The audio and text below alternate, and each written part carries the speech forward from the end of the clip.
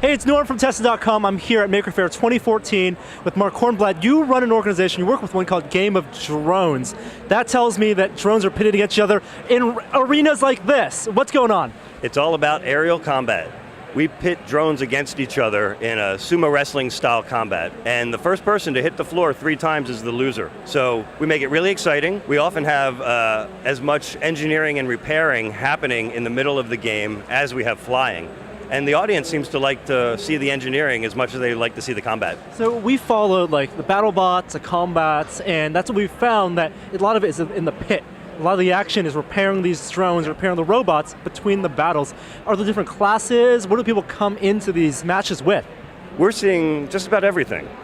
Plenty of commercial drones, but more than that, we're seeing handmade drones of every shape and size that you can imagine. Laser cut cardboard, parts that are just sourced from a hardware store, mixed and matched 3D printed parts. Just about anything you can come up with that flies has shown itself in the arena. So I could bring like a Parrot AR drone, you know, something I bought a couple years ago, and want to destroy someone else's multi-rotor that they spent time on. They put it in the ring, and I can do that?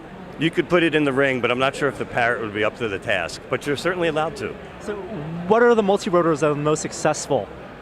Again, the ones that seem to do the best are the ones that are hand-built, so that the designs can be really optimized for combat.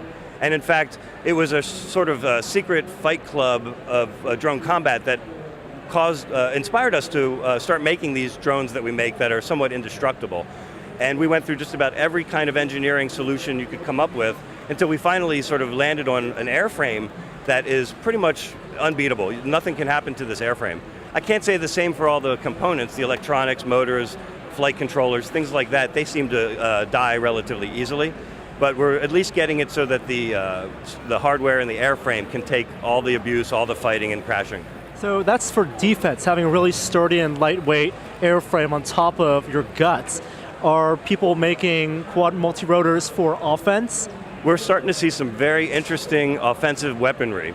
For the Maker Faire, for the sake of safety, we decided to prohibit any projectiles or fire or chemicals or anything like that, which we use a lot of when we're fighting privately.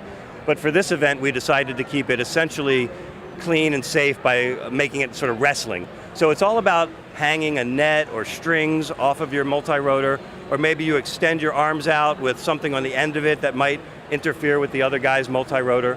So basically, if you can fly it, it's good to go. And it's all indoor, within the confines of a netted arena. We're doing it indoors in this fantastic netted arena that Maker Faire put up for us. But we've done it inside warehouses, we've done it outside as well. We'll fight wherever there's open sky. Can you describe a typical like private fight when you guys go out and just duke it out, no restraints? What is that like?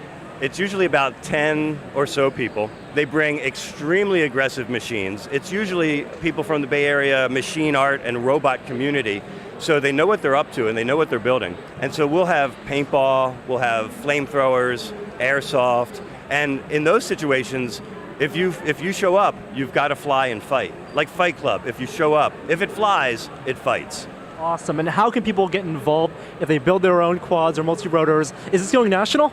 We're trying to franchise it out because it's been so popular and other Maker Fairs and other events want this drone fighting there. So we launched the AASL, which is the Aerial Action Sports League. And if you go to aasl.info, there you can find our general rule set and a sort of a kit that we provide to get other people started hosting their own events. Thank you so much, Mark, for telling us a little bit about drone fighting. We're going to watch some of these matches in a second, and we'll see you guys online on Tesla.com. I'm Norm. See you next time. Bye.